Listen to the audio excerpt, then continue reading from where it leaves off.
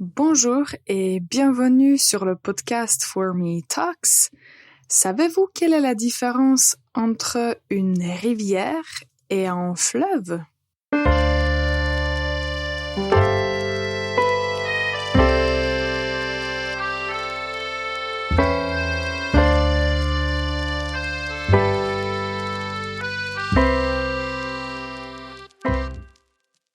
Bonjour et bienvenue pour ce nouvel épisode de For Me Talks.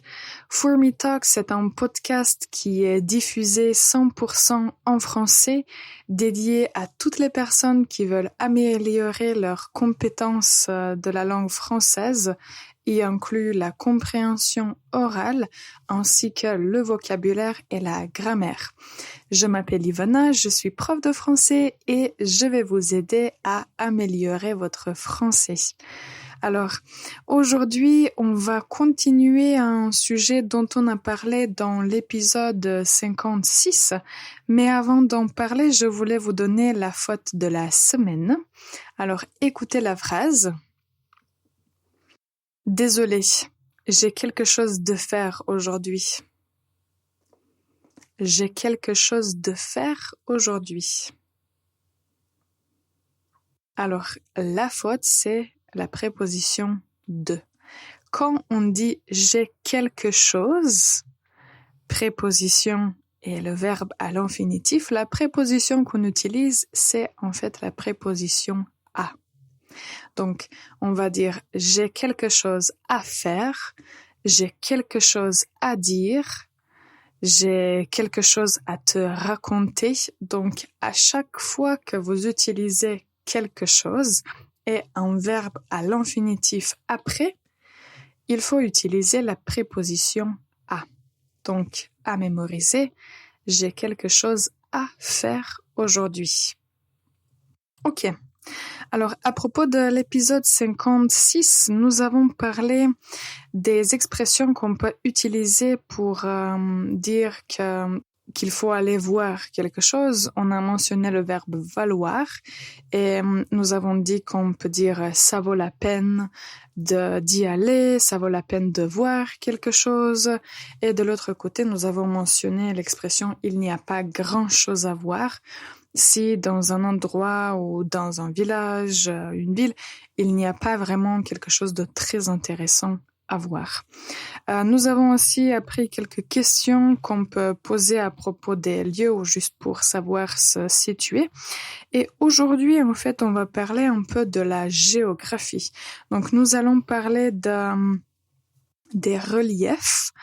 Et nous allons mentionner quelques expressions utiles et on va expliquer la différence entre une rivière et un fleuve.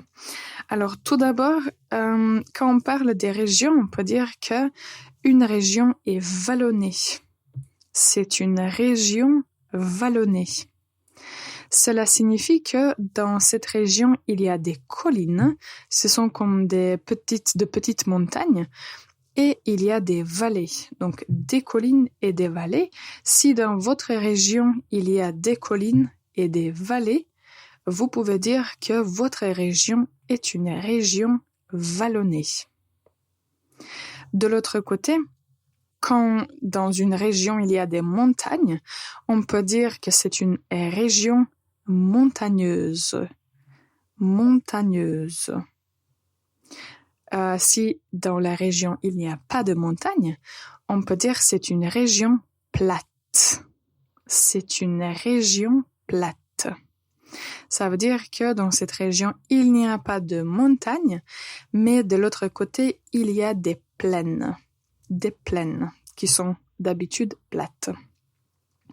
Alors, nous allons maintenant faire une toute petite pause et on revient pour expliquer la différence entre une rivière et un fleuve. Ready to take your French to the next level? There's nothing better than one-on-one classes with one of our top French teachers. Write to info@formelanguages.com or check out formelanguages.com. Bonjour et bienvenue encore une fois pour ce nouvel épisode de For Me Talks.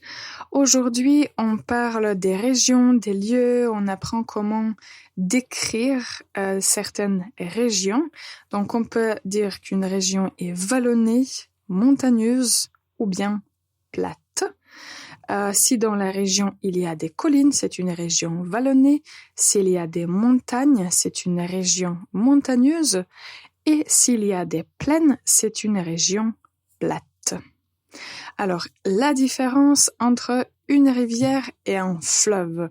D'habitude, ce que je dis à mes étudiants, parce que je pense que c'est l'explication la plus facile, la rivière est plus petite qu'un fleuve. Mais la grande différence, c'est que la rivière se jette dans un autre cours d'eau. Donc, ça signifie que la rivière peut se jeter dans un fleuve.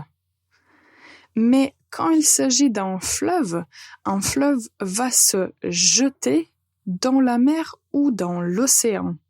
L'expression se jeter. Vous connaissez le verbe jeter quand il y a, je ne sais pas, des déchets qu'il faut mettre à la poubelle. On utilise le verbe jeter.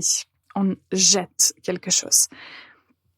Mais quand on parle des rivières et des fleuves, on utilise le verbe réfléchi, se jeter, et on dit que une rivière se jette dans un fleuve, par exemple. En fait, ça signifie que la rivière devient le fleuve. Donc, toute l'eau de la rivière passe dans le fleuve. Et ça signifie que la rivière se jette dans le fleuve. La rivière peut se jeter aussi dans un lac, d'habitude dans un autre cours d'eau et dans un cours d'eau qui est plus petit que la mer ou l'océan. De l'autre côté, un fleuve se jette dans la mer ou dans l'océan. Donc pour conclure, l'explication la plus simple, la rivière est plus petite que le fleuve. Voilà. J'espère que cette explication était claire. Dites-moi si vous n'avez pas compris. Alors après, quand on décrit des régions, on peut parler aussi de la nature et on peut dire que dans une région, il y a des champs de blé. Des champs de blé. Des champs, c'est une terre où on plante quelque chose et après on peut avoir, par exemple, des céréales dans ce cas précis. Le blé est la céréale qu'on utilise le plus souvent pour faire du pain, le blé. Donc on peut dire, dans cette région, il y a des champs de blé. Des champs de blé. Ou on peut dire, dans cette région, il y a des vignobles. Il y a des vignobles. Si dans une région, il y a des vignobles, ça veut dire qu'il y a des vignes, des raisins, et donc, le produit final va être le vin. Donc, si dans une région, il y a des vignobles, on peut dire que dans cette région, on fabrique du vin. Alors, on peut dire aussi que dans une région, il y a des forêts. S'il y a des forêts, ça signifie qu'il y a beaucoup d'arbres, beaucoup de nature, mais aussi qu'il y a des animaux. Qu'il faut protéger des êtres humains, en fait, des gens. Donc, des forêts. Je répète, nous avons, dans une région, on peut avoir des champs. Par exemple, des champs de blé. On peut avoir des vignobles et des forêts. Alors, si vous allez visiter une ville, un village ou plus généralement une région, et si quelqu'un vous dit ça vaut vraiment la peine d'y aller ou ça vaut le détour, ça signifie qu'il y a des choses à voir. Ce que je trouve intéressant quand je voyage dans différentes villes, ce sont en fait les monuments et surtout les monuments historiques. Donc pour l'Europe, je peux confirmer que dans beaucoup de villes, il y a des monuments historiques qui datent d'il y a plusieurs siècles. Et les monuments les plus importants, ce sont peut-être des églises et des cathédrales.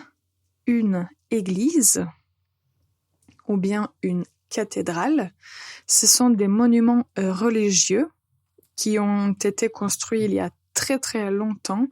Donc, c'est quelque chose qui est intéressant à voir. Dans certaines régions, on peut aussi voir des châteaux ou bien des forteresses.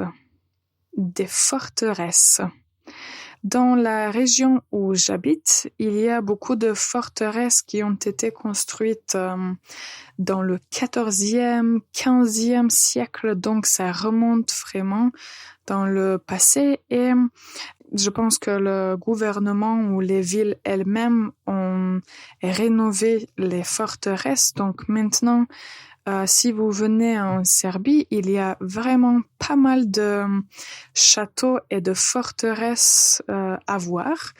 Donc on peut dire que ce sont des forteresses médiévales. Peut-être dans certaines régions aussi, il y a des villages médiévaux. Et ça, je pense que c'est aussi très intéressant de voir d'anciens villages ou des villages médiévaux. Donc, si vous aimez voir les monuments historiques et si vous aimez apprendre plus sur l'histoire et la culture de certaines régions, définitivement, il faut chercher pour les églises, les cathédrales, les châteaux, forteresses, et peut-être aussi des villages médiévaux. Ok, alors pour répéter les expressions qu'on peut utiliser quand vous voulez recommander une région à quelqu'un d'autre, donc vous pouvez dire « ça vaut la visite », ou bien vous pouvez dire « ça vaut le détour », ou bien ça vaut la peine d'y aller. Ça vaut la peine d'y aller. Donc, toutes les trois expressions que j'ai utilisées sont en fait construites avec le verbe valoir. D'habitude, ce verbe, on ne va pas utiliser dans toutes les personnes, mais avec le pronom ça, on l'utilise très souvent pour donner notre commentaire. Donc, mémoriser, ça vaut la visite, ça vaut la peine d'y aller. Ce sont des expressions que vous pouvez utiliser assez souvent. Ok, alors aujourd'hui nous avons, je peux dire, conclu notre discussion sur les lieux et les différentes caractéristiques des régions. Donc, on peut avoir, comme je l'ai déjà mentionné, des régions vallonnées, montagneuses, plates. Nous avons expliqué la différence entre une rivière et un fleuve. Nous avons mentionné des champs, des vignobles, des forêts et aussi des monuments historiques. S'il y a quelque chose d'autre que vous avez vu dans un des villes ou villages que vous avez récemment visité, n'hésitez pas à nous écrire un petit mot, un commentaire. Ce serait très intéressant à apprendre de nouvelles choses. En tout cas, je remercie à toutes les personnes qui ont écouté le podcast jusqu'à la fin. Vous êtes de plus en plus nombreux à nous écouter et je vous en remercie beaucoup. Si vous voulez prendre la parole et communiquer avec d'autres personnes qui apprennent le français, direction www.formelanguages.com et inscrivez-vous aux ateliers de conversation. Encore une fois, merci beaucoup de m'avoir écouté jusqu'à la fin. Je vous souhaite une excellente journée et on se retrouve très bientôt.